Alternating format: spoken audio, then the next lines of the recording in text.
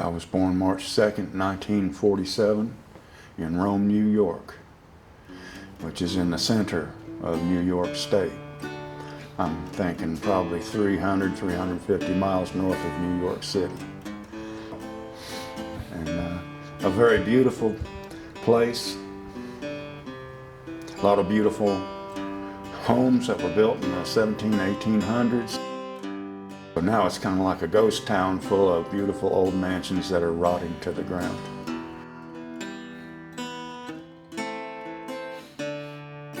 In about the 5th grade, I think it was, a music teacher was going around to the local elementary schools looking for talented individuals.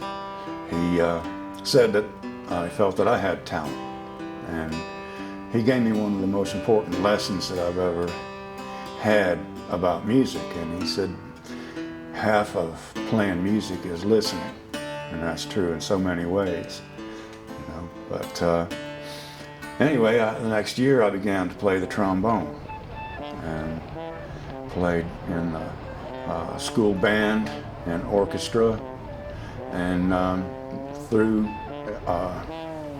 public school and through the high school. And at that point in time, I was able to grow musically and was able to pass the test to get into the Navy. Kind of a dubious honor at that point in time. Vietnam War was going on, and it was either join the Navy or get drafted into the Army. So anyway, I joined the Navy because I passed the test for a trombone player. And that was pretty rough. It was like being in a mental institution / prison. And at that point in time, it was widely accepted that if you were a musician, you were therefore a homosexual. So it was rough, pretty rough, you know. But I mean, I did get to went over across the water to the Mediterranean twice.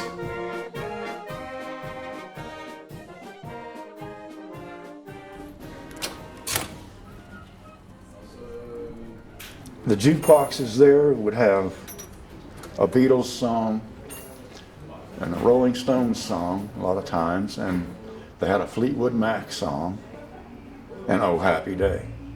And but Oh Happy Day, that was a big hit, a pop hit, as well as a gospel hit. It's great sound, you know. And like I say, usually I hear the music first, and then I may never even know what the words are. Oh, happy day. Oh, happy day. When Jesus was. Oh, when he was. When Jesus was. He washed my sins away. In 1968, I bought a guitar in Spain, and when I got back, that began my experience of playing guitar. And then I pretty much hung the trombone up.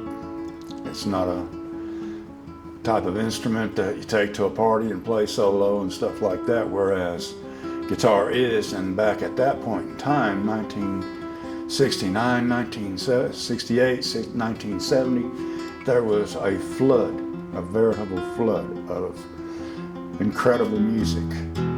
Just, I mean, bunches and bunches of some of the best music that's ever been, you know, back then. So, perfect opportunity to exercise my development into playing guitar. And then in about 1974, some friends of mine that I knew moved up to the mountains of Virginia, and I went up to visit them and fell in love with the mountains. And at that point in time, there was a 3-record set of Will the Circle Be Unbroken, with Nitty Gritty Dirt Band, Doc Watson, Maybelle Carter, all kinds of, different stars of old-time country music, old-time and bluegrass country music. And that was like the soundtrack for the mountains to me. And it was just perfect. And I couldn't stand it, so I had to move to the mountains, and moved into a house on a farm. And the guy that ran the dairy farm, Doug Young, played the banjo, guitar, auto harp, and sang, and he had a bunch of records, old records. And so he introduced me to old-time Southern Appalachian mountain music. And that's where I got my start in that. And so I began to collect records, went to Withville Community College, where I met some different people who were musicians. I also met my ex-wife, mother of my kids. But anyway, met some really fine musicians and got to play quite a bit. Met a man, Kyle Creed, who was from around Galax. And he was a renowned banjo player and banjo maker and fiddler. And we had a spring fling one time at the community college, and he was invited. I guess Dale invited him to come and play. And he heard me play my version of Cumberland Gap, which I got from a record of Maybelle Carter. And he said that he would like for me to do that on his next album, record album. This is 1976, his last record album, Liberty. And so I sang that, and he played the banjo. And so that's something I'm really pleased about. So, continued to play music, and my ex, she wanted to move to North Carolina, and we'd been going to fiddlers conventions and had met the Cork Lickers, Gil Adams and his brother Mark, and some different people from around Banner Elk. And I said, well, we know them. So that's why we moved to Matney in 1978.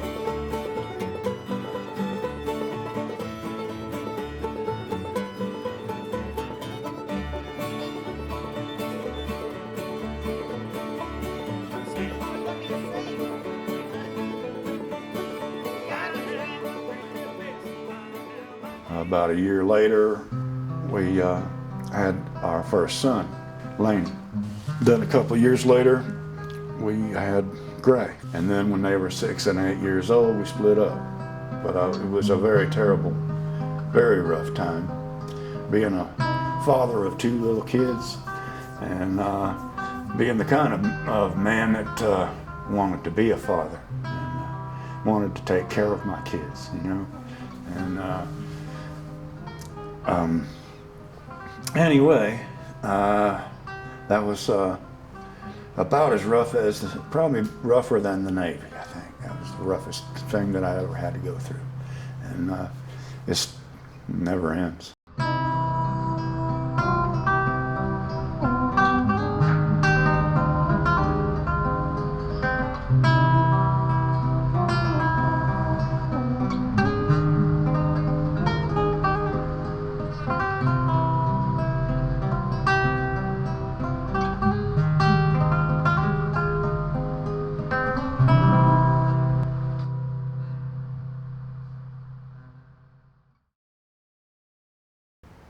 Then someone invited me to go to church, and I went to a church in Boone, and I didn't really like it. Music wasn't really there, and it was really kind of cold.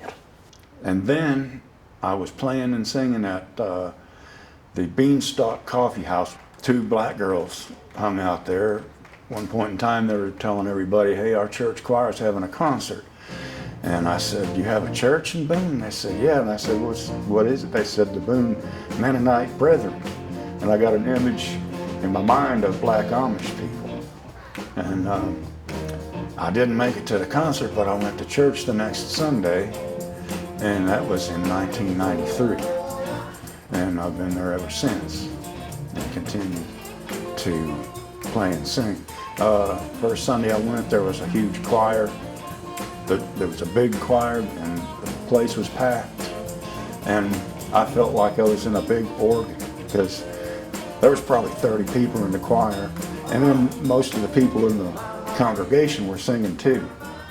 And it was a real eye-opener to see old black people on their feet, you know, getting down to the gospel music, and you know, and stuff, and greeting me, and so I'm richly blessed.